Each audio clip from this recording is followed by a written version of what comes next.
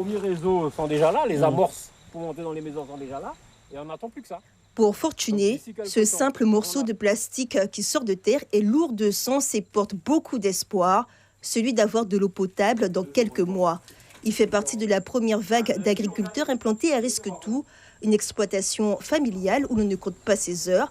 Ils doivent rivaliser d'ingéniosité pour récupérer l'eau pour les animaux. Plus de 30 hectares et une vie d'agriculteur pas toujours facile à assumer. On a un puits.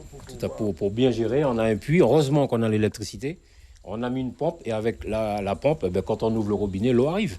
Mais cette eau, on ne la boit pas. Puisque c'est de l'eau qui se trouve en bas. On prend cette eau pour laver la vaisselle, mais pas pour faire à manger. Pour faire à manger, on récupère cette eau que vous voyez là dans des robinets à Cayenne, qu'on fait monter. C'est avec qu'on fait à manger. Mais pour moi, avoir l'eau aujourd'hui, c'est primordial. À quelques kilomètres de l'habitation de Fortuné, on présente officiellement le chantier d'extension du réseau d'alimentation d'eau potable. Il a coûté 600 000 € à la CACL. Il devrait alimenter 60 parcelles sur les 5 kilomètres de réseau. Que ce soit une ville urbaine ou une ville plutôt rurale, l'objectif, c'est vraiment d'apporter de l'eau à toute la population sur le territoire de la CACL. Donc, même s'il y a une vingtaine d'abonnés et il faudra faire 5 km de canalisation, on le fera, car l'objectif, c'est d'alimenter toute la population de la CACL en eau potable. On s'est bien battu avec la municipalité une bonne dizaine d'années et aujourd'hui, avec beaucoup de satisfaction qu'on voit donc ce réseau se déployer sur notre commune. Les premiers concernés, les habitants n'ont qu'une seule hâte, être enfin raccordés au réseau d'alimentation en eau potable.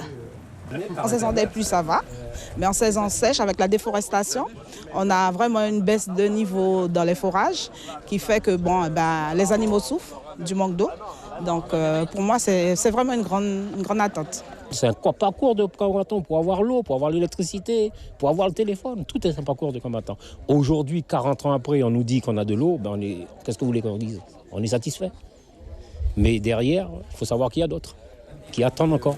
Après la réception des travaux et la procédure de potabilité de la SJDE, si tout est optimal, les habitants devraient avoir de l'eau potable d'ici la fin du mois de juillet.